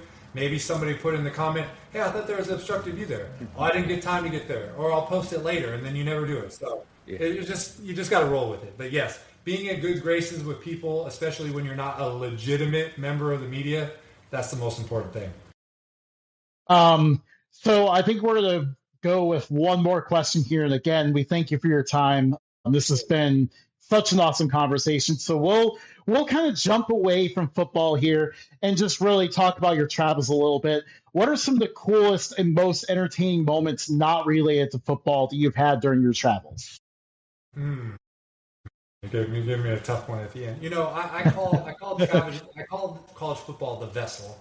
And what I mean by that is it's taken me to places that I never thought I would get to go. I've been to the University of Hawaii so much. I have friends in Hawaii. I've done a lot of the tourist stuff. I've done Diamond Head, I've done Iolani Palace, I've done Pearl Harbor. And I remember I got a buddy, his name is Ryan down there, his girlfriend Rita, and they let me stay at their house most of the time when I go there. And I told him, I was like, I feel like I've done everything touristy in Hawaii or on Oahu. And he goes, now you can chill and now you can do local stuff. And so he's a safari photographer. They have these, it's called a monk seal. There's only 2,500 left in existence, and they breed on Oahu. And so there was a monk seal that was born, and him being a safari photographer, they have these people that 24 hours are watching over this pup and making sure. And so he wanted to go there, and so we decided to do trash pickup on North Shore in close proximity to the pup. And so I go there and I'm standing there before we do the pickup, and I'm filming, and it's the first time this monk seal has ever nursed on its mother, right? And you see this whole thing, and it's this crazy, beautiful nature moment. And then I go to North Shore, and we got 10 buckets, and apparently Oahu is kind of this funnel vacuum for sea trash. And we filled up 10 buckets, and we're doing all this stuff. And you're leaving, and you're like, man, how cool is it that, because I've been they've done a news story on me in Hawaii, the SID down there, Derek, anytime I want to go there, I get good treatment. But it's beyond that. You have integration with the people and the fans. And we did the last tailgate at Aloha Stadium. It was 11 hours I stayed in Aloha Stadium. We, all local people. And so those are kind of moments that they show you that something beyond football that impacts your life. And so, I've been to Niagara Falls, I've been to the Mall of America, I've been to Civil War battlegrounds, I've been to, check off all these things. So really, it's when I try to entice somebody to go on a trip with me, it's like, okay, football is 4 hours. It's a 24-hour day. We can do all these other things. So I guess the way that I could wrap it up is I never would have been able to see all the places that I've saw if it wasn't for college football. And I know you can do it through other ways. You can literally say, I'm going to Utah. I'm going to do this. But there's something about, having that anchor event on your itinerary and then finding things to surround it. And so during the football season, you just get to touch on these places. But in the off season, you go, you know what? In Mississippi, and there's this place that's called Sardis Lake. And when you park there and you're sitting above it and they bring the boats in at night and it's like 5 miles an hour and you hear the noises and you hear the water and it's warm, you're like, I want to go back there. There's a town in Wyoming, it's called Thermopolis. It's on these natural hot springs and it's 10 to 15 degrees warmer than anywhere else in Wyoming. I would love to, because I love War Memorial Stadium, I didn't even mention that, but I would love to go to a game at Laramie and maybe on a Sunday, instead of flying home, go stay at a cabin on the hot springs in Thermopolis. So again, it's all because of college football. There's countless more experience I could talk about, but those are some that come to mind. Absolutely. And I think that makes the journey a lot of fun too. Like, I know for me, a lot of, being able to convince my wife on these trips is like, for Montana, for example, we went to Glacier National Park, we went to Yellowstone, all of that, kind of make it a cool adventure along the way and, working the football game in there too. And it makes for an incredible trip. And I know like it impacted her too. Like she absolutely loved Montana, and we probably rock Montana gear in Ohio more than anyone else because of that trip. And I will tell you, women, I don't want to say too much, but men sometimes get pegged as sports fans that sit on the couch with the remote, their team loses, they cry, they're mad, everybody's in trouble. The difference between going to a game is you're experiencing something, just like a concert and all that. So traveling with your wife, traveling with your girlfriend, traveling with your significant other. You mentioned Montana. My mom tracked genealogy to this town called Forsyth, which is 4 miles west of Bozeman. And so I have the companion pass with Southwest Airlines. I flew my mom out there, and we drove 4 hours to Forsyth. Well, on the way, I stopped at Bobcat Stadium, and I, made sure that we circled back and went to Wa Grizz and all that stuff. But I did that, and you can see the appreciation. That's what even, if I'm trying to take a trip to Hawaii and get, someone to go with me and say, hey, look, the football game's 4 hours, but that means we got, 48 other hours in the game. So exactly what you're talking about. Getting out there, boots on the ground, being in the stadium, experiencing it from tailgate to the end of the game, all that. It's about sports, but it's about so much more. Absolutely. I don't think there's a better way to wrap up the show than that. Again, Mike, thank you for your time. Thank you for joining us tonight. If the people have not found you, where can they find you?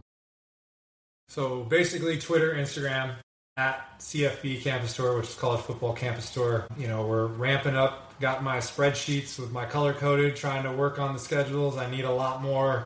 I think it's the Big 12 announced their weeknight games, so I need all the other conferences to do it. But my hope is to try to get as close as possible as knocking out the FCS goal. I think I'm going to be like Hank Aaron when he tried to break Babe Ruth's record. He finished 1 year at like 7-11 and he's 3 home runs short. I might have to wait till the next year.